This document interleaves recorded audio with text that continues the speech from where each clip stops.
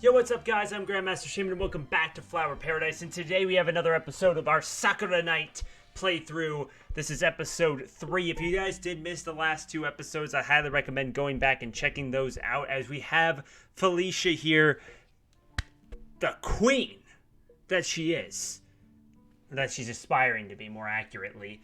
Just look at her. She's just beautiful character design, and on top of that, her personality is top notch. If you guys wouldn't mind hitting that like button before we get into this, and subscribing if you have not done so already.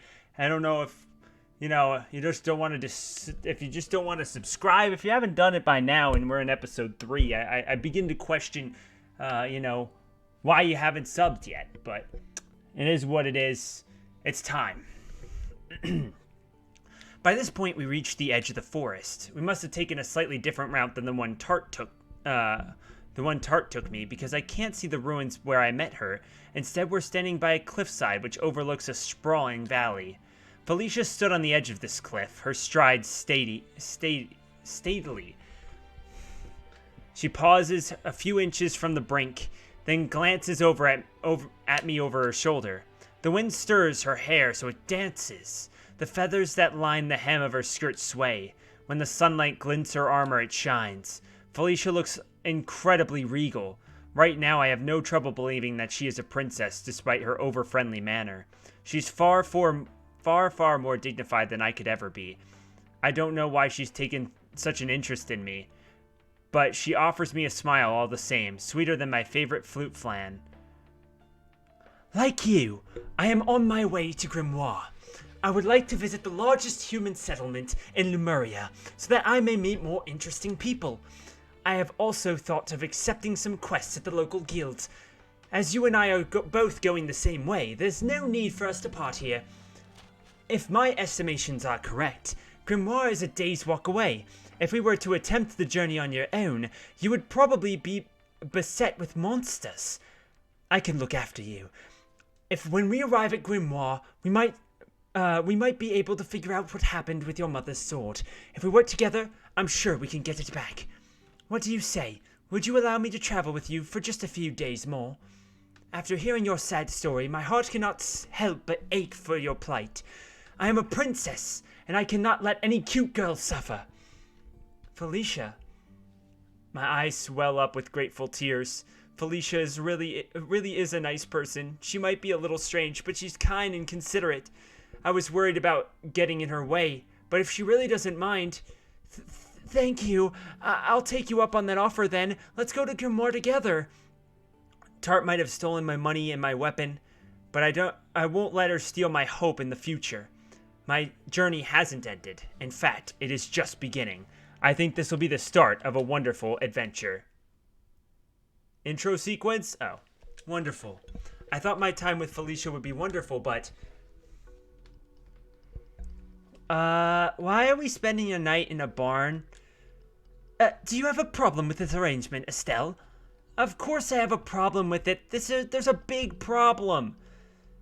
I look around the barn anxiously. The floor is strewn with hay, and the air is heavy with the stench of animals. Horses are spreading around the pens, some drinking with troughs, and while others sleep with their heads bowed. Various gardening implements are leaning against the walls, and every single surface is flecked with stardust. This isn't the most glamorous of retreats. When Felicia said she'd look after me, I thought she'd bring me anywhere so dim and dingy. She might as well have taken me to a dungeon, or the bottom of a disused well. I thought you were a princess. You weren't lying to me, were you? Oh, Estelle, I am hurt. Felicia pouts, her cheeks puffed out. I would never tell lies. I am pure of heart. My parents raised me well to be the perfect model of genteel femininity.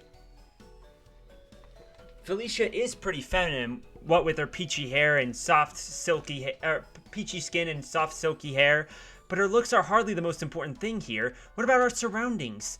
If you're a princess, why are we spending a night in a barn? The night is drawn in, and Grimoire is several hours away. We need somewhere to rest our heads, no? A barn is as good as place as any. But animals sleep in barns, not people. And they shit in them, too. I don't want to be crude, but this place smells distinctly like dung. You didn't even ask the owners of this place if we can use it. You just broke in. That's a crime. Come on now, Estelle. You worry too much. The hour is so advanced, the owners of this barn will be asleep in their own beds. We'll leave early in the morning when the sun rises, leaving nary a trace behind. They'll never know we were here. Ignorance is bliss, as they say. That's a terrible saying. Ignorant or not, we're still trespassing on someone else's private property. Why do we have to sneak around like a couple of criminals? You're royalty. Surely you have enough money to afford a room at an inn. Well, about that. Felicia smiles sheepishly, pressing her fingertips together. I set off with a pouch of money. It's true, my finances were secure until I ran into her. Who's her? She was a courteous, polite woman, a little like yourself, actually, who was in a spot of bother. I found her wandering the woods near Dunwich Village a few days ago. Her clothes were tattered, her hair was matted, and she looked very disheveled. I couldn't help but feel sorry for her. She said she was hungry and asked me for a few coins that she might buy something to eat. I, being a princess of the Dog and Toe family, could not resist. I gave her some money to buy a few buns, but she asked for a little bit extra so she could purchase new shoes, new clothes, and a room at an inn. Then, before I knew it, I gave her every last coin in my purse. She thanked me so reverently, with one of the sweetest smiles I've ever seen, and scampered off. When she departed, I was left with nothing but satisfaction. She was truly lovely, with the impeccable manners. If anyone deserved the money, I bet she did. I'm glad the coins went to a worthy cause, though I slept roughly and eaten frugally ever since. I see. I think I have a pretty good idea about who this misdangerous street urchin might be, but first I want to confirm a few things. This girl you helped out, did she have ears and a tail of a cat? Oh yes, her ears and tail were very cute and fluffy. She even let me run my fingers across her tail in thanks. Oh, it was bliss. And what about the girl's hair? What color was it? Oh, it was lavender. So her ears and her tail. It was the most refreshing shade of light purple one could ever imagine. Right. Looks like my suspicions were right on the money. Not that Felicia and I have that any of that left. My stomach sinks like a lead weight. That cat girl's name, was it Tart by chance? Oh yes, indeed. She precisely how she introduced herself. I thought she was the most adorable moniker. It made me think of light, fluffy pastries powdered with sugar. But this is curious. How in the world did you know that poor urchin's name? She's the one I told you about who tricked me and took my mother's sword. She introduced herself as Tart and called herself a cat witch. What? Felicia gasped and tasted a setback. You don't mean... It's just as you're thinking. Tart must have an evil twin who looks exactly like her and who shares the same name. Yeah, that's exactly... Wait, what? How did you come to that conclusion? The girl I met in Dunwich Village was very kind, conscientious thing. I can't believe she would take advantage of you so, Estelle. Oh, brother. I think your trusting nature is very sweet, Felicia, but you're being a bit too oblivious here. The explanation is far too convoluted. It couldn't even fly in most fantasy stories. Then what do you think happened, Estelle? I think Tart tricked you just like she tricked me, only pretending to be poor and homeless so she could take your money, and it worked. You played right into her hands. Or paws, I guess. No, she had hands. She didn't have paws. The other girl will have paws. We'll get to her probably at some point. You should count yourself lucky that she wasn't able to take your sword while she was at it, too. What? Oh, no. I thought she truly required my help. She sounded so sincere. She sounded sincere when she said she'd help me, too. She must be a con artist. I bet she's making a living fleecing fools like us. Oh, no. Am I really a fool? I might have given her 500 gold pieces. 500? That's an insane amount of money. My parents' bakery makes less than that in a year. But I believed it was for a worthy cause. I just want to help people regardless of race, sex, or age. I thought I was fulfilling my duties as future queen. But this girl took advantage of me. She tricked me, and she tricked you, too. I can't believe it. I'm an idiot. Estelle, hold me, please. My tender heart can't take more of this. Hey, Felicia, wait a second. But Felicia didn't wait a second. She launched herself at me, her eyes filled with tears, and she bowls me over backwards, the pair of us collapsing against the hay with a thud. Wah!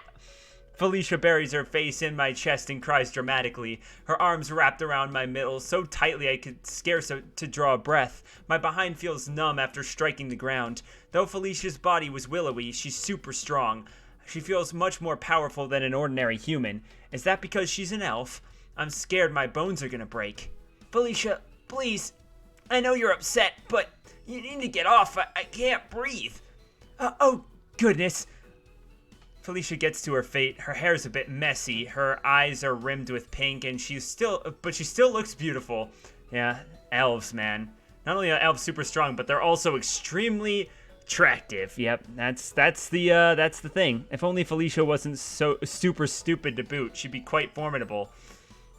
I must apologize, Estelle. I fear I quite lost my mind a few minutes ago. Are you alright? I didn't hurt you, did I? I think I'm fine. I got to my feet, wiping down my thighs free of hay. I'm more worried about you. You're not too upset, are you? I'm a tad unhappy, I will admit, but I don't care to have my generosity abused in such a monstrous manner. If you're right, and this Tart girl really is a criminal, then she must be put to justice. My morals will allow nothing else. What do you mean? You aren't going to kill her, are you? Of course not. Perish the thought. Tart might be a rogue, but I would never wish death upon her. It would be a waste when her face is so very fair. For all her contemptible deeds, she was awfully cute. It's true. All right, we gotta hit that save. Save. So what do we do? I didn't think she was cute. Yeah, she was freaking cute. That's just general. I guess I can't argue with that. That's the great thing, is she was cute. So we're just gonna. What do you think that they do? What do you think's the punishment? My guess. Oh. They're gonna really treat them like cats. And not in a very friendly way. If you get what I mean. Tart did some pretty bad things, but she was pretty adorable. That doesn't make up for her actions, of course, but it would make me feel guilty about hurting her. I love how, like, if someone's super cute, you're like, I feel bad about, like, being upset.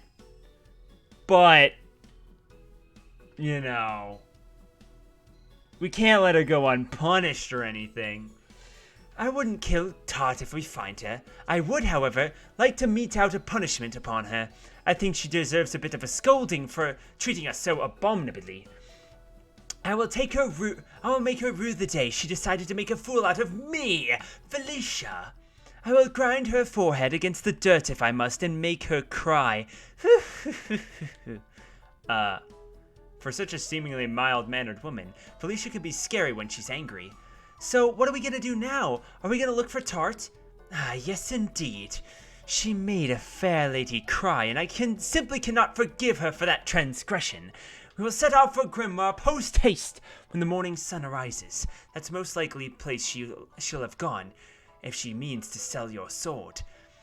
We will seek out her among the streets, and then we will exact our vengeance. I will make her cry as she made us cry. Her pretty face will drip with anguished tears. I will chastise her good and hard until she sees fit to mend her ways. And then we'll all live happily ever after. Happily ever after, huh? That's awfully optimistic. There's no guarantee we'll find Tart, even if we head to Grimoire. Grimoire's a huge city, and there'll be thousands of nooks and crannies for that sneaky Tart to hide in. I don't want to expect too much, but it would be nice if we can give Tart a taste of her own medicine. I just hope Felicia doesn't plan to hurt her too much. I'm not sure I like the glint in her eye. My new companion isn't a sociopath. Or is she? I best not get on her bad side, otherwise she could destroy me. Only minor sociopathic tendencies. Later that night.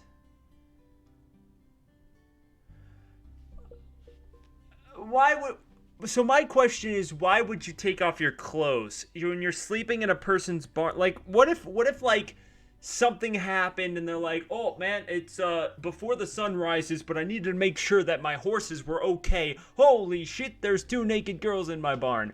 Like, I will say that Felicia's underwear looks like she's like wearing seashells on her. Like, don't those look like seashells? A little bit? Maybe that's just me. Hey, Estelle, are you asleep? I blink, my eyelashes fluttering as I turn to look at Felicia. Felicia's sitting next to me, legs crossed upon the straw. Her pink hair is muzzed up and threaded in with pieces of straw, but she looks just as beautiful as always. I wonder how she does it. It must be magic. I'm still awake. I haven't slept a single wink. I laid my head down upon the hay for a good half hour ago. I just haven't been able to drift off. I guess that's to be expected given my surroundings. The floor of the barn is hard, and the bits of straw poking in my exposed skin hardly helps. I can't sleep either. I've been trying to make myself comfortable, but it might be easier said than done. I do apologize, Estelle. I know this wasn't what you were expecting when you agreed to journey with me. I hope I haven't let you down too terribly. Our journey has just started on quite an inauspicious note, but I promise things will look up once we get to Grimoire. We shall take on a lot of quests, and we'll make back all the money we have lost. We shall be able to afford delicious food, a warm bed, and we'll find your sword, I can promise you that. I sit out. There's no point in trying to sleep. I pick a few loose bits of stray hay out of my hair. Sure, let's do our best. I shall, I always do, I must say though. Felicia examines me, leaning in so close our noses bump. You make quite the unlikely knight. Your arms are awfully slender, and you don't have much muscle definition. Will you really be all right? I'm fully aware that I'm a useless knight. I'm not even a second class, or even a third class. I can't even dispatch imaginary enemies. My posture's all wrong, I don't have any strength, and my stamina's not worth speaking about. I'm far from accomplishing my dreams. But still, I want to do my best. This is my dream, and I don't want to give up on it. Oh, very nice. You're a quiet sort of girl, and you look rather morose. But you have more panic than one might assume. Perhaps that's what drew me into you in the first place. You speak of your dreams so earnestly, my fair lady, that it makes me remiss of me not to help you. I know the hour is late, and neither of us can sleep. It would be a waste if we passed the time inactive, so why don't you let me train you? Train me? How? You're not going to make me wrestle a horse, are you? Oh, good gracious, no. Well, that would be entertaining in its own right. Horses are powerful creatures. I feel your cute, lovely face would get kicked in. I was thinking instead of a rather more intimate manner of training. Two girls in their underwear in a haystack. Hey, can I train you? And she's like really close. This can double as a way for us to get to know one another and learn all manner of interesting things about you and me. What I have planned is pure beautiful manner of communication between two blushing maidens. I'll touch you, caress you, and kiss you all over. Doesn't that sound grand? Yo, she's so good. How could you say no to that? How could you say no to that? This lady just asked to basically have sex with you in the most, like, royal, regal way that you could possibly do it. Like, that is just... My mind starts spinning. Am I being propositioned? Damn straight you are. What should I say? I mean, I'll save. But... yeah, this is happening, obviously. I'm not gonna... Alright, I don't know much about intimacy, and I don't have much experience, but if you don't mind, I suppose I wouldn't mind training with you. Really? That is wonderful news, but are you sure, Estelle? You don't look completely certain. While I would love to discover your body, I don't want you offering yourself onto me because you feel obligated. I don't feel like that at all. It's true that this is very new to me, and it's kind of scary, but I'm sure you'll take care of me.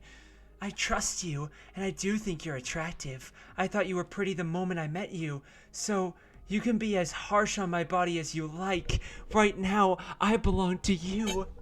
God. Oh, you're so charming. I could eat you up. Well, you're gonna do it. Go ahead. That's literally like what you're proposing. You said kiss you all over. Like, I could eat you up. Yeah, you're about to, right? Like, any second. Now sit back and relax. I'll train you to the point of exhaustion. But I won't break you. I like you rather too much for that. Do I have to make anything? No cuts, you guys. Sorry, you get nothing. The next day rises. Felicia and I rise from our beds of straw, bleary-eyed from the night before, and resume our travels. We traverse the land, crossing dusty footpaths and bridges on our way to the grimoire. It's a warm, fair day, just like yesterday, and the sky above our heads is a bright blue. The sun hangs in the sky like a golden disc, and the grass ripples about my feet in the breeze. At one point, we come across a lake. There, Felicia divots herself of her clothes and steps in. See, I did see this, like, in the little video package that they have as the teaser for the game. This was in it, and I just could not understand why she's gripping her boob that tightly. I just don't get it. Does anybody else understand? Because, like, she's just playing around in the water. There's obviously the kind of, like, over-dramatic water droplets that look, you know, gorgeous off to the side. But I could just never understand why she's, like, full on, like, I have nothing to grab, so it's not really, like, but she's, like, gripping. You could see the indents by her fingers, like, she's gripping. And I'm like, why? What? Like, you're just playing in water. It seems weird. Ah, the water feels so nice and cool. Isn't it the middle of the day, too? Like, just in a creek somewhere? Felicia laughs cheerfully, without a care in the world. Oh, this is just... And she flits about in the water. She looks so at ease, she reminds me of a river spirit. She bends down, scooping up some water and tosses it into the air, the individual droplets catching in the sunlight, glimmering like diamonds. Her panties cling to her thighs slick in the water. It's strange, actually. She's not wearing the white undergarments I saw her in yesterday. These panties are red. Where did she get these from? Maybe this is her swimwear? Was she carrying it with her during her travels? But where did she keep it? I was a bit confused about her change in attire, but... Hey, Estelle! Felicia calls out to me. What are you waiting for? Don't you want to wash yourself down with me? I can help you clean your back and your shoulders if you like. Let's enjoy the water together. About that, I dig the tip of my foot against the riverbank shyly and my head bowed. It's hard for me to even look at Felicia, given her current state of undress. You just last night basically fucked each other. Like, you can't... Really? She's not wearing very much at all. Every single facet of Felicia looks perfect, from her toned stomach to her cute little belly button. I always knew she was pretty, but this is taking things too far. She looks so good, can I pick both? For me personally, I would be both. I really wish I looked as good as her, and I would fall in love with her. So I think she's so pretty. I feel weak at my knees. I lived a sheltered sort of life, and I never had many friends my own age. I never had a chance to see the female form in quite so much detail before either, except my own, of course, but that doesn't really count. I mean, who gets excited by observing their own reflection in the mirror? I'm not a narcissist. Seeing Felicia's naked body is doing something rather strange things to me. I just feel decidedly hot under the collar. Not that I'm wearing a collar. Yet. And my heart is pounding. This is not good. If I keep gawping, she'll think I'm a perverted old man. In fact, I'm starting to feel like a perverted old man. I shouldn't gawp at her any longer. I'm unworthy. I'm sorry, Felicia. I'm the worst. What? What is it, Estelle? Why are you crouching on the riverbank, clutching your head? Don't you want to bathe with me? I would have thought after spending last night in the barn, you would jump at the chance at the opportunity to wash yourself down. I do want to wash myself, but I'll try and be quick about it.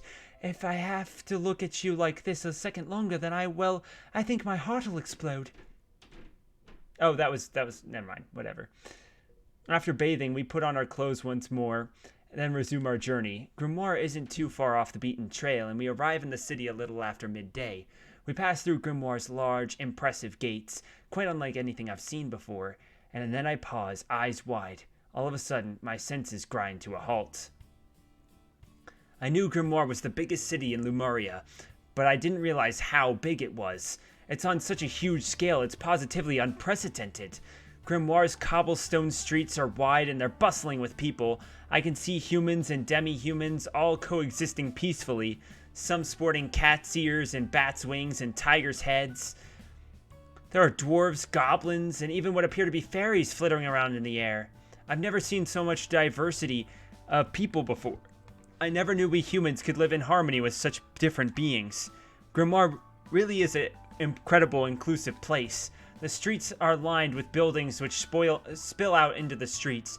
Most of the buildings have glazed windows which display any number of interesting wares. Books, jars of candy, fresh flutes, bolts of cloth, and rare jewels. Wooden signs are strung up on the outside these establishments, with building names etched upon them. I spy a grocer's, a fishmonger's, a butcher's, a tailor's, an antiquarian's, and many, many more.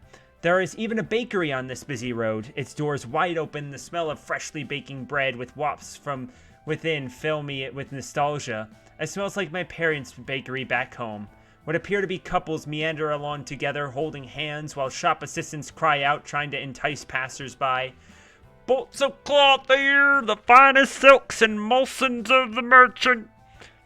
"Hey, try our figs. Fresh figs and dates, harvested this morning. You won't find anything better in all of Grimoire. Beautiful jewelry, specially crafted. Show your special somebody how much you care." Noise crashes over me like ocean waves. There's so much to do, see, smell. Grimoire is wonderful. It's amazing. Are you alright, Estelle? Your face looks somewhat pale. You're not coming down with a headache, are you? No, I'll be fine. This is just a bit overwhelming.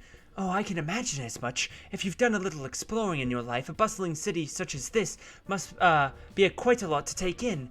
I've never been to Grimoire before myself, but I am used to the noise. It is no concern to me. I guess you would be, having 40 siblings and all. Oh, yes, indeed. I feel quite at home amongst this din. I could wander these streets for hours, taking in all the sights, but I fear that would not be very conscientious on my part. I don't want to make you feel uncomfortable. Moreover, we have no money. We have little reason, therefore, to look at any of these shops. We would not be able to afford anything. I suppose you're right about that. I hung my head despondent. I was so overawed by Grimoire Street I almost forgot my dire circumstances, but Felicia's words brought it all back to me. We don't have a single coin to rub together between us, and still don't know what's happened to my mother's sword. We might be in Grimoire now, but we're no closer to accomplishing our goals. Plus, my stomach is rumbling. I pressed a hand against it, trying in vain to silence its discontent. Felicia and I paused on our journey here to eat some berries and nuts, but that wasn't nearly enough to sate my appetite. The smell of baking bread must have roused my primal urge within me, because all of a sudden I feel ravenous. I'd love to eat a hearty meat pie and maybe have a plain loaf of rye bread, but that costs money too. As it is, Felicia and I can't afford any of the luxuries Grimoire offers. What are we gonna do? Worry not, my dear Estelle. I have a plan. It's imperative that we search for the brigand who wronged us, and to get back your mother's sword. But before that, we need to acquire some capital. Then we will be able to secure a place to stay, and food and drink to sedate our bodies. When we have money enough, we can begin our search for the traitor's taunt. But first, let's head to the Adventures Guild. We can make a few simple requests and have them done before nightfall. What do you say to this idea, my charming comrade? I turned Felicia's word over in my head, which is easier said than done given how noisy these streets are. Seriously, it's so loud I can hardly hear myself think. All these shopkeepers crying out about their wares is hardly helping. I'm unsure if I'll be able to take on any quest in my current state after eating so little and sleeping less, but Felicia's right. This is probably the only way to make money. That being the case, we better go to the guild sooner rather than later, before my exhaustion takes an even greater toll on my body. Alright, I agree with your plan. Let's make our way to the guild. Yes, indeed. Isn't it fun? Felicia smiles blithely and claps her hands together. We truly are going on an adventure. I shoot Felicia a sideways glance. Are you enjoying all of this? Oh yes, indeed. I have always loved traveling, but it's become even more amusing since I met you, my dear Estelle. What of you? I hope you're having fun. I'd be having more fun if Tart hadn't stolen all my money, but a small smile rises on my lips unbidden. I'm still tired and sore and hungry, and I'm a little upset about what happened yesterday, but well, it's hard to be mad when I'm with you. You're so cheerful. You always make me feel like I can really do this. And you can, we can, together we'll become famous adventurers, and we shall take Grimoire by storm. Now, let us be on our way, the guild awaits. Right, I'll do my best, only what? I'm afraid I'll slow you down. I don't have a weapon, and my combat skills are, well, nil. Even if the guildmaster lets us take quests, I don't think I'll be much help. Oh, that's quite alright. You can help just by being with me. Really? Yes, indeed. Even if you cannot fight at the present, you are the most lovely cheerleader. And when you are by my side, I feel as though I can do anything. I can be anything. Oh, Felicia. I feel my cheeks heating up. I have to duck my head so Felicia can't see my embarrassment. She might be a princess, but her manner of speak is far more like a knight. Beautiful though she is, there's something gentlemanly about her demeanor, which I love, by the way. You don't hate it. No, you love that about her. She's so... She's like, really, honestly, ideal. She has that kind of knightly personality that's kind of, like, handsome and spectacular. But she's also super cute, and she could dress up in really cute feminine clothing and nail it head on. She's right up my alley. It's crazy. In the beginning, Felicia's tireless optimism granted on me, but now I have come to appreciate it. Maybe if she stays with me, I can become a proper knight. My dream is on the verge of coming true, I just know it. Alright. The Grimoires Guild seems like a good place to stop this episode. If you guys did enjoy, make sure you hit that like button down below for me, because you already know your support's greatly appreciated. Let me know your predictions. What do you guys think that we are going to do once we find Tart? Will we, like, my prediction is that we will make her, like, we'll put a collar around her and really make her pay for her crimes by basically being our pet. I feel like that's probably what's gonna happen. But let me know in the comment section what you guys think and what you guys think of the series. If you guys haven't subscribed, I don't know what you're doing, but you gotta do that. And then, of course, make sure you hit the mother heckin' like button. That's always important. Check out all the links in the description, by the way. We have a lot of really cool stuff in there, a lot of previous Sakura games and stuff that could tide you over between episodes. And we'll see you all in the next one. Peace.